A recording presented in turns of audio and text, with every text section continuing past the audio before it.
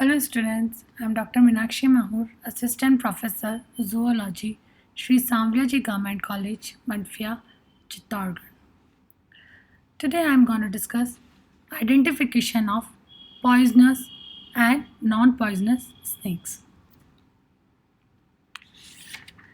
In India, there are many varieties of snakes, but most of the common Indian snakes are non-poisonous and harmless creatures. Actually, the poisonous snakes have a poison apparatus in head, and also they have a pair of larger teeth or fangs in upper jaw. But non-poisonous snakes do not have poison apparatus, and also they don't have fangs. There are many structures found in snakes by which we can identify the snake is poisonous or non-poisonous snake. Actually, the main criteria to identify snake is based on the presence of scales on the body and the head of snakes, and these snakes have been modified into special characteristics form, which is used for identification purpose, and these type of scales are called shields, and they are most prominent on the head and the dorsal and the ventral sides of the snake's body. So arrangement of snakes also provide the basis for identification. Uh, there are also some other criteria by which we can identify snake, like a person has been bitten by poisonous snake or not. The bitten part we can carefully observe and identify is it is poisonous snake or non-poisonous. We will discuss this type of identification after discussing the structure which helps in identifying poisonous or non-poisonous snakes. So first first structure is tail. So if the tail is a laterally compressed or and old like, then definitely a snake is poisonous, and it is the example of sea snakes. Now, if tail is cylindrical and tapering, then it may be poisonous or non-poisonous snake, and it's a feature of land snakes. Then we will see its body scales or ventrals.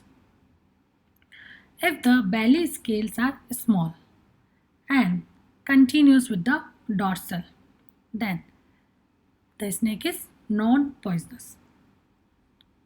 Now, when the ventrals are not fully broad to cover belly, see here, these are the ventrals which are broad, but there are also small ventral shields or scales.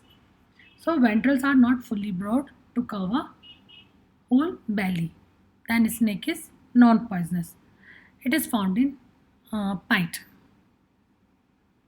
If the ventrals are broad enough to cover belly fully, then we will examine it further, because it may be poisonous or non-poisonous.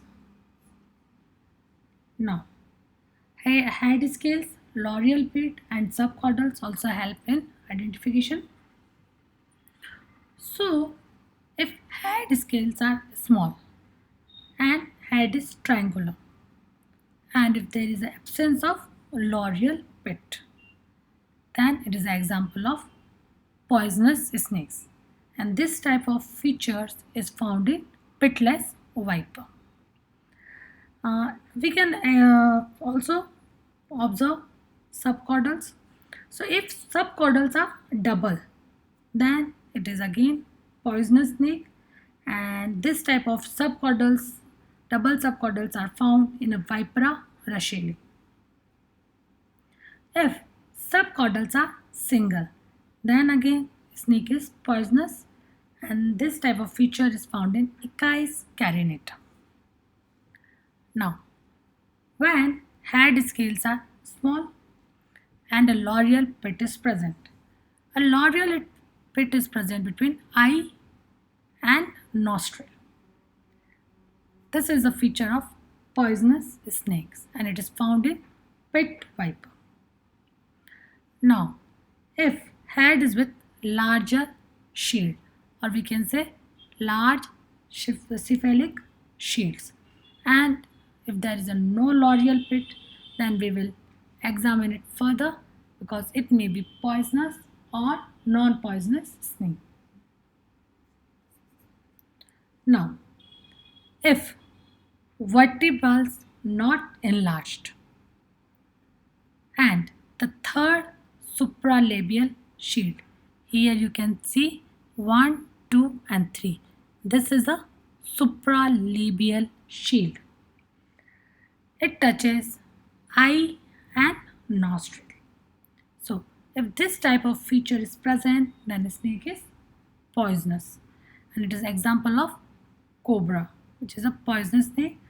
In cobra, which is also known as naza, its neck is with hood and spectacle mark. Now, if vertebrals enlarged and hexagonal fourth infralabial is the largest one, then it is feature of poisonous snake. Here you can see first, second, third and fourth. This fourth infralabial scale is the largest one. It is the example of crate, which is also known as Bungarus. So if this type of features are not present, then again the snake is non-poisonous. So these are the features which helps in identifying poisonous and non-poisonous snakes. These are the some points which I discussed in the previous slides. So I would like to summarize. If it's a stout or dull color, then it is a venomous or poisonous snake.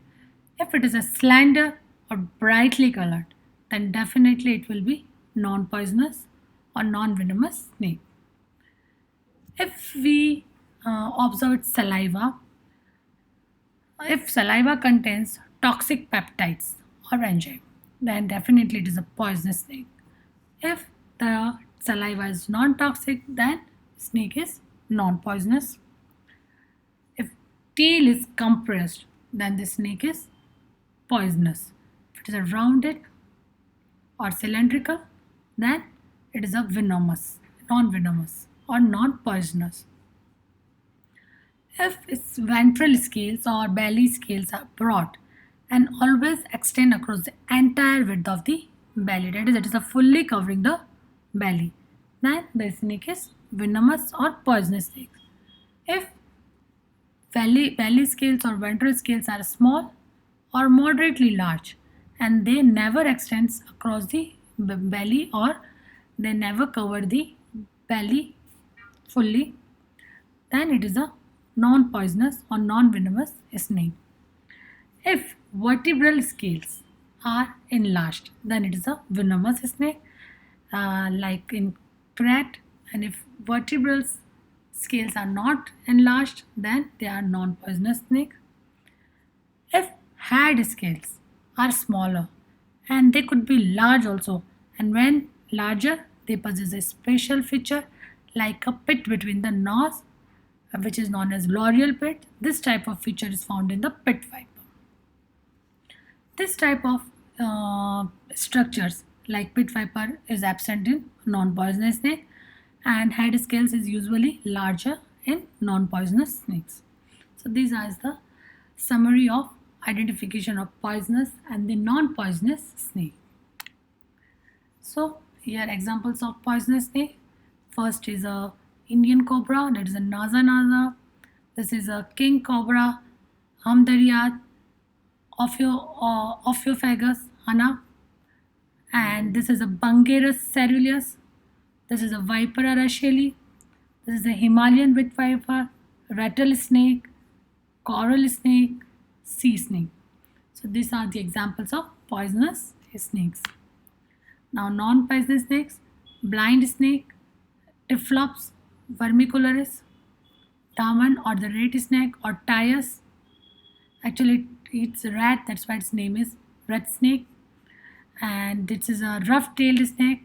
Its name is Europeltis grandis. Then this is a pond snake. It's an Indian python, which is very common in India. Python molurus, whip snake, tree snake, sand boa or double-headed snake. Eryx john. It is also very common in India. So these are the examples of non-poisonous snakes. So now I would like to discuss how can we identify is it bite of poisonous snake or no, not or no or bite of non-poisonous. So in case of poisonous snakes, there would be only one or two pairs of punctures mark on the bitten part, and the mark is continuous oozing of serious and reddish discharge. If the decoloration of the part near the bite occurs, then definitely it is a poisonous snake.